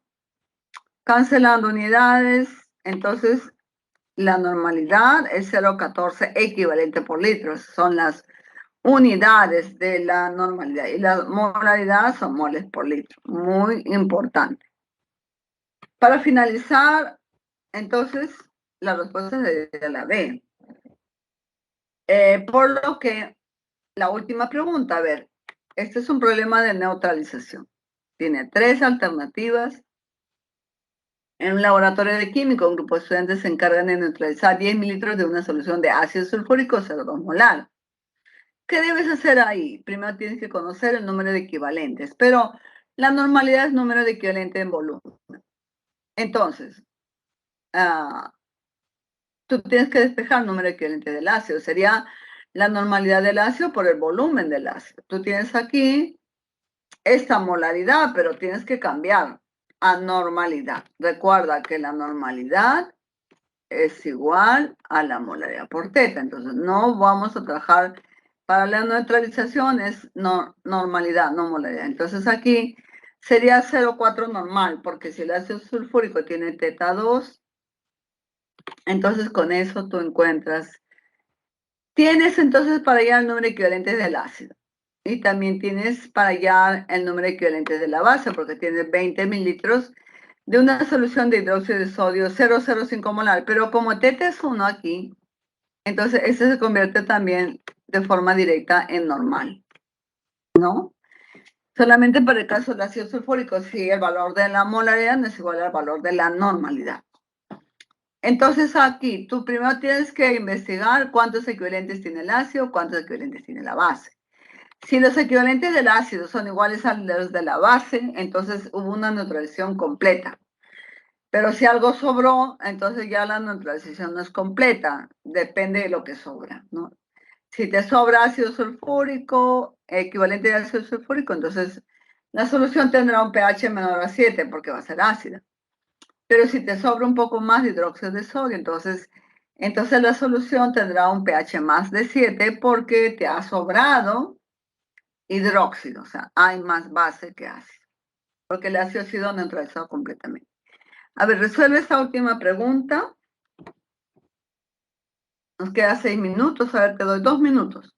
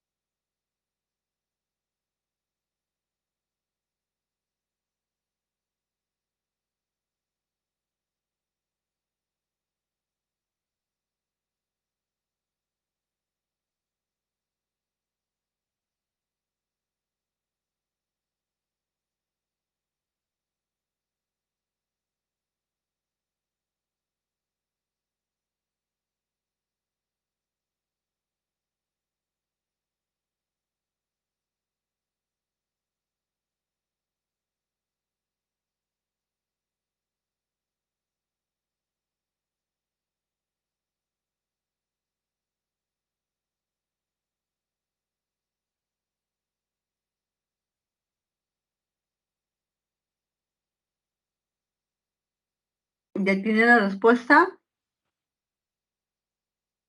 Ya nos queda 4 minutitos para terminar, ya les he indicado. A ver, planteen, por favor, chicos.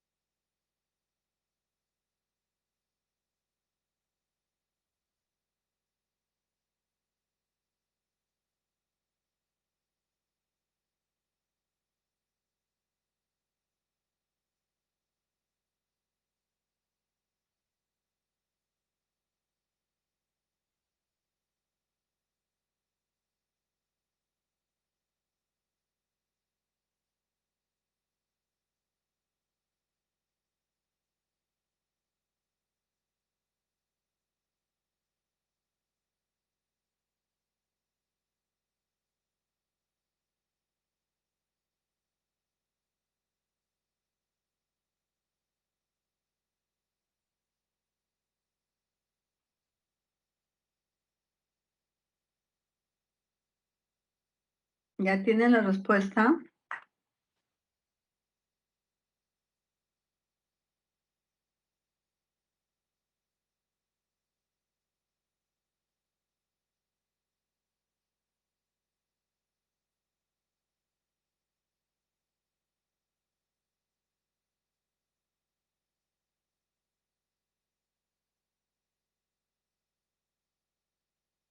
A ver, para la solución básica, nosotros decimos el número de equivalente viene a ser la normalidad por el volumen, ¿no?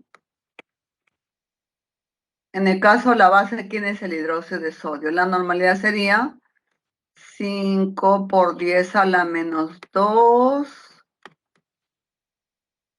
equivalentes por litro. ¿Y el volumen cuánto es? 20 mililitros sería 20 por 10 a la menos 3 litros. ¿Por qué? 1 mililitro es 10 a la menos 3. Entonces sería 5 por 20 sería 100, ¿no? 100 por 10 a la menos 5. ¿Pero cuánto es 100 por 10 a la menos 5? Esto corremos 2 espacios y esto corremos aquí. 2 y aquí más 2 sería entonces 1 por 10 a la menos 3 equivalentes de hidróxido de sodio. Es algo tan sencillo de calcular. Ahora, ¿y cuántos equivalentes tiene el ácido sulfúrico? Igual. La normalidad del ácido sulfúrico aquí sí sería 0,4. 4 por 10 a la menos 1, porque es 0,4 moles por litro. ¿Y el volumen cuánto es? El volumen es aquí 10 mililitros, o sea, 10 por 10 a la menos 3 litros, ¿no? Litro se cancela. Tienes 4 por 10, 40. 40 por 10 a la menos 4. Pero 40 por 10 a la menos 4 sería 4 por 10 a la menos 3, ¿no? Entonces tendrías aquí 4 por 10 a la menos 3 equivalentes de ácido sulfúrico, fíjate, ¿ah? Ahora, ¿hubo una neutralización completa? No. ¿Por qué? Porque aquí 1 por 10 a la menos 3 equivalente de hidróxido de sodio neutraliza a 1 por 10 a la menos 3 equivalente de ácido sulfúrico. Entonces me queda 3 por 10 a la menos 3 equivalentes. O sea, me queda más ácido sulfúrico. La solución resultante tiene un pH mayor de 7, no, va a tener menor de 7 porque te excede el ácido. Y ahí tienes entonces la solución. Así es que esa es la última pregunta de neutralización, que es algo muy simple y vamos a borrar todo para que veas lo que te expliqué. Ahí haces el cálculo en el hidróxido de sodio. Entonces, si la normalidad es igual a molaridad por teta, ya lo estás calculando a la normalidad. Entonces, como te dije, te sale 1 por 10 a la menos 3 equivalentes, ¿no? La solución básica tiene 1 por 10 a la menos 3 equivalentes. En el caso del ácido, el teta es 2. Y como es 2, aquí tú tienes, pues, la conversión 4 por 10 a la menos 1 equivalente por litro. Ahora, con la fórmula, el número equivalente te queda 4 por 10 a la menos 3. Entonces, ¿qué observas? Que de 1 y 3 ya te dije que 1 se neutraliza con 1. Te sobra 3 por 10 a la menos 3 equivalentes del ácido. Por lo tanto, lo tercero será falso. Porque si te quedas sin neutralizar 3 por 10 a la menos 3 de ácido, es exceso de ácido. Por lo tanto, el pH será menor a 7. Los pH 7 son neutros, menores a 7 son ácidos, más bajos hasta el valor 0 es muy ácido. Más altos, hasta el valor 14, a medida que va aumentando es más básico, más peligroso. La respuesta final es la clave E, ¿no? Muy bien. Entonces tienes aquí los ejercicios de casa. 1 la B, 2 la D, 3 la D, 4 la C. Me despido con un fuerte abrazo. Hemos terminado por completo toda la explicación. Y ahora sí, nos vemos